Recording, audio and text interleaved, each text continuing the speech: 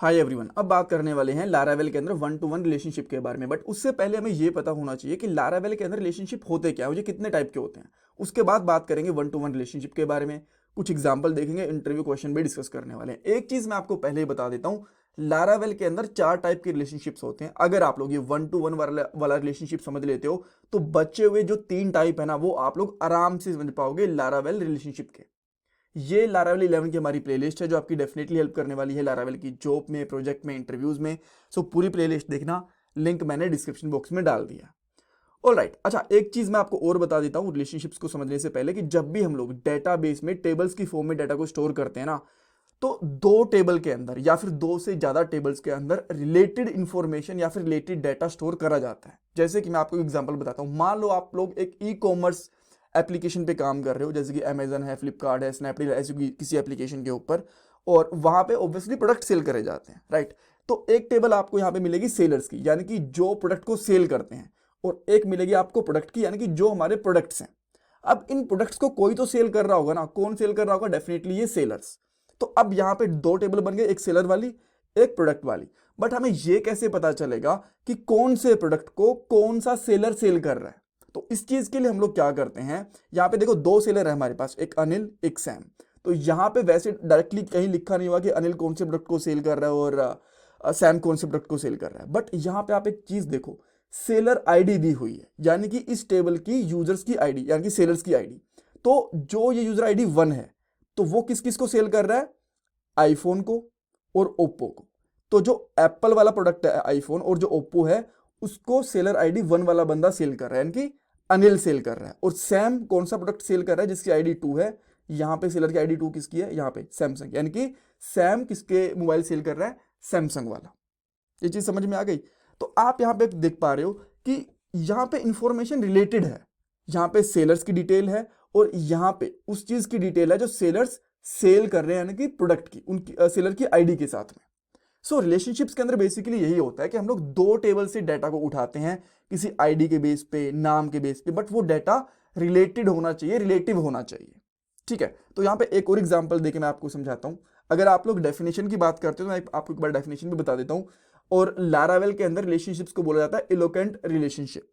ठीक है, तो इलोकेंट रिलेशनशिप्स एक आप कह सकते हो पावरफुल टूल होता है लारावेल के अंदर, जो डेवलपर्स को अलाउ करता है रिलेटेड डाटा के साथ में काम करने के लिए। रिलेटेड डाटा कौन सा? यानी कि 2 टेबल में, 3 टेबल में, जितनी भी टेबल होती हैं उनमें जो आपस में रिलेटेड डाटा होता है उसके लिए। और या फिर आप लोग ये भी कह सकते हो कि एलोकेंट रिलेशनशिप एक पावरफुल फीचर होता है डेटाबेस में से डाटा को गेट करने के लिए, और जो डाटा मल्टीपल टेबल के अंदर स्टोर है, यानी कि मोर देन 1 टेबल के अंदर स्टोर है। आप लोग ये भी कह सकते हो कि जॉइंस के अंदर भी तो हम लोग ऐसा ही करते हैं ना, एक से ज्यादा टेबल के अंदर डाटा स्टोर होता है, उसको हम लोग निकाल लेते हैं। हाँ, जॉइंस के जैसे ही होते हैं रिलेशनशिप, बट एग्जैक्टली वैसे नहीं होते।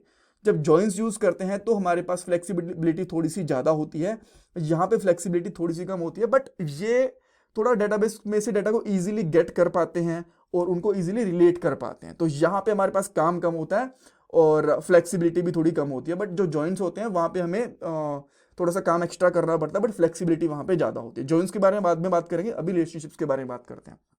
तो जो मैंने आपको यहाँ पे एग्जांपल बताया था, तो यहाँ पे एग्जांपल मैं आपको एक बार फिर से रिपीट कर रहा हूँ। ये हमारी सेलर वाली टेबल है और ये हमारी प्रोडक्ट वाली टेबल है।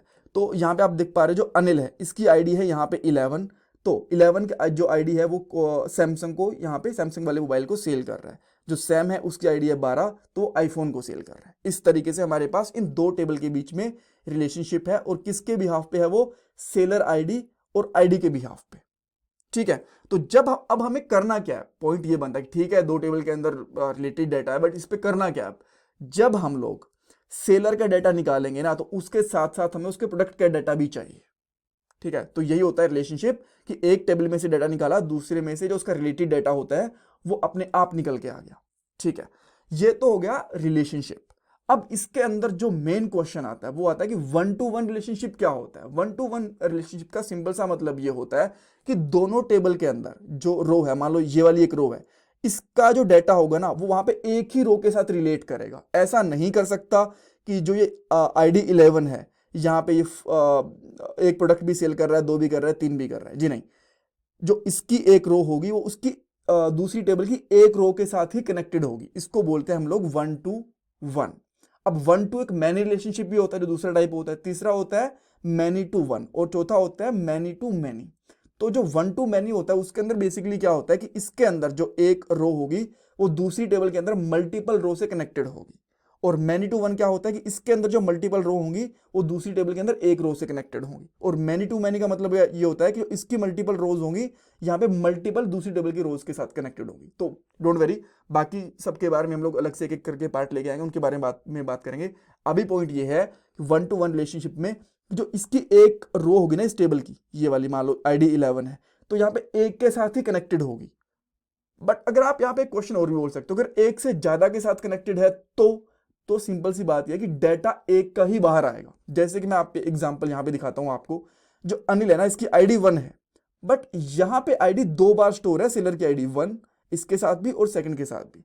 तो क्या हमें यहाँ पे दोनों का डाटा मिलेगा? जी नहीं, 1 to 1 के अंदर एक रो इसका डाटा इस टेबल की एक रो के साथ ही कनेक्ट हो सकता है, एक रो के साथ ही रिलेट कर सकता है, या तो वो फर्स्ट होगी या फिर थर्ड होगी। तो यानी कि कहने का पॉइंट ये है कि एक रो का ही डाटा आएगा, और कौन सी रो का? जो पहली रो होगी उसका डाटा ही हमें मिलने वाला है। अब इसको मैं प्रैक्टिकली आपको इंप्लीमेंट करके दिखाता हूं, और प्रैक्टिकल इंप्लीमेंट करने के लिए मुझे क्या करना पड़ेगा? सबसे पहले मुझे एक कंट्रोलर बनाना पड़ेगा। तो मैं यहां पे बनाता हूं PHP आर्टिसन मेक कंट्रोलर, और कंट्रोलर का मैं यहां पे नाम रखता हूं लेट्स से सेलर कंट्रोलर। ठीक है, ओके। उसके बाद हम लोग क्या करेंगे? सेलर नाम से हम लोग एक मॉडल भी बना लेंगे, देन एक प्रोडक्ट नाम से मॉडल भी बना लेंगे। ठीक है, तो अब आप यहाँ पे देख पा रहे हो दो टेबल के नाम से हमारे पास मॉडल बन गए हैं, एक प्रोडक्ट नाम से और एक सेलर नाम से। आपको पता है कि जब भी हम लोग मॉडल बनाते हैं तो सिंगुलर होता है, टेबल हमारी प्लूरल होती है, सेम। तो इसीलिए हमने सेलर और प्रोडक्ट बनाया है, और जो डेटाबेस में टेबल्स हैं हमारी प्लूरल है।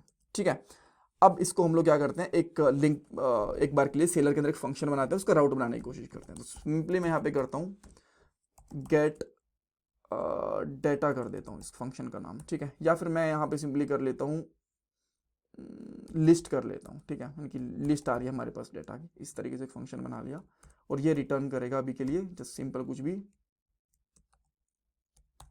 लिस्ट, इस तरीके से मैंने लिख दिया। ठीक है, सो अब इसको मुझे जब यूज़ करना होगा तो web.php के अंदर, यानी कि जो हमारी राउट वाली फाइल है उसमें जाके इसका यूज़ करना पड़ेगा। तो मैं यहाँ पे सिंपली लिखूंगा यूज़, देन इसके बाद में हम लोग लिखेंगे सेलर कंट्रोलर, देन इसमें लिखेंगे हम लोग राउट कोलन कोलन गेट, और इसके अंदर हम लोग डालेंगे सिंपली सेलर। मैं पहले यहाँ पे राउट डाल देता हूँ, देन इसके बाद में हम लोग यहाँ पे डालेंगे seller controller colon colon class, और सेकंड पैरामीटर के अंदर जो हमारे फंक्शन का नाम है वो भी बेसिकली यहाँ पे लिस्ट ही है, तो इसको मैंने लिस्ट को डाल दिया। तो अब अगर मैं एक बार इसको रन करूँगा PHP आर्टिसन सर्वर को स्टार्ट करने के बाद में, सिंपली लिखता हूँ लिस्ट। आप यहाँ पे देख पा रहे हो लिस्ट का जो हमारे पास कॉलन है वो यहाँ पे हमें दिख गया प्रॉपरली। ठीक है, इसमें कोई दिक्कत नहीं है। ओके, तो अब मुझे यहाँ पे क्या करना है? सबसे पहले मैं एक डाटा लेके आता हूँ, सेलर वाला कंट्रोलर है तो सेलर का डाटा लेके आएंगे। वो किसकी हेल्प से आएगा? सेलर वाले मॉडल की हेल्प से। तो सिंपली हमें यहाँ पे करना क्या है? यूज, देन हम लोग यहाँ पे लिखेंगे ऐप,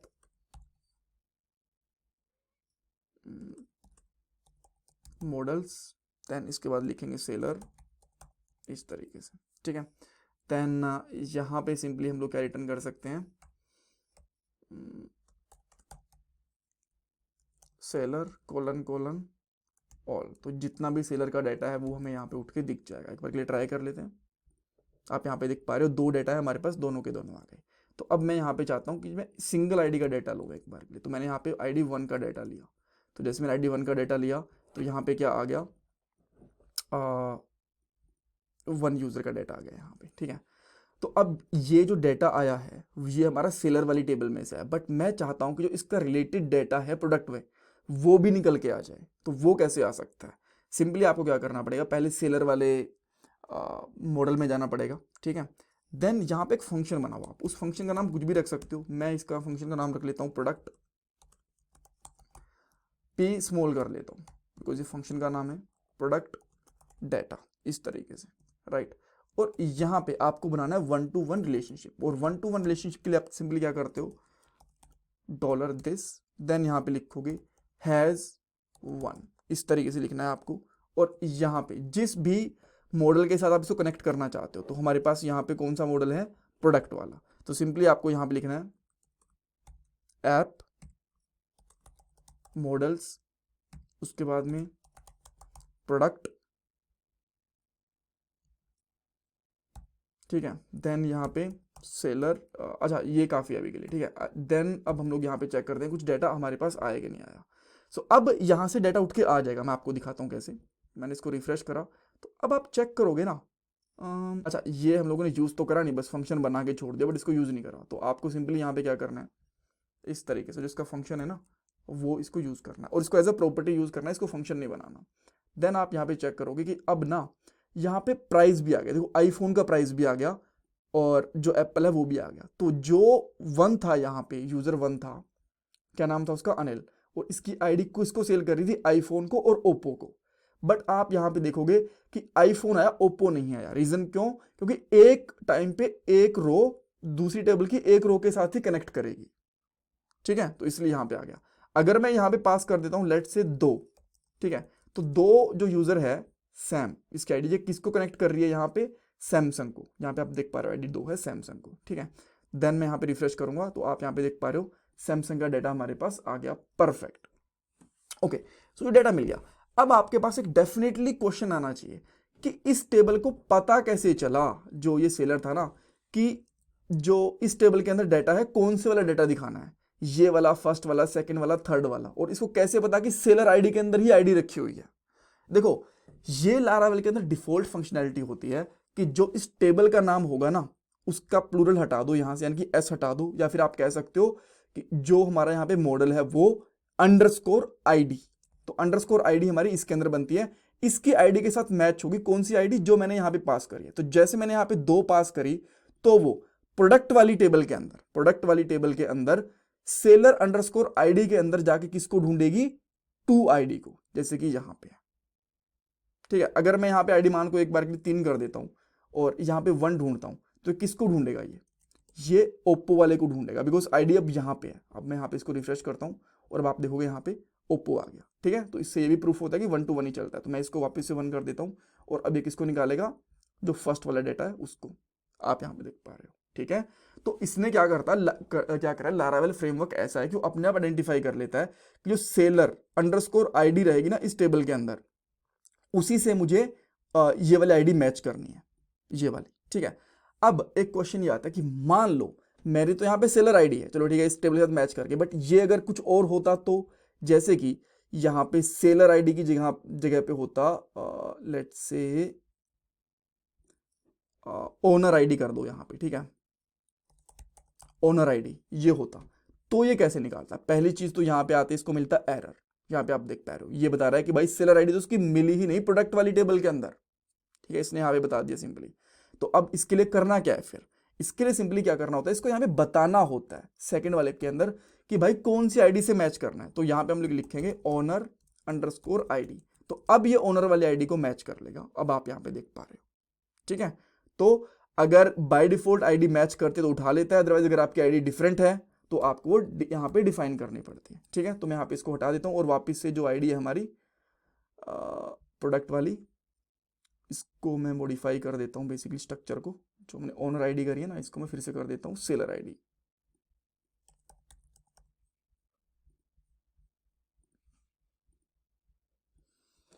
ऑलराइट, सो इस तरीके से हम लोग बेसिकली 1 to 1 रिलेशनशिप का यूज़ करते हैं। इसमें कुछ डाउट है, कुछ कन्फ्यूज़न है, मुझे कमेंट सेक्शन में पूछ सकते हो। एंड प्लीज़ चैनल को सब्सक्राइब करना, वीडियो को लाइक करना बिल्कुल मत भूलना। ये आपके लिए फ्री ऑफ कॉस्ट है, बट इससे मुझे बहुत वैल्यू मिलती है। Thanks guys, thank you so much.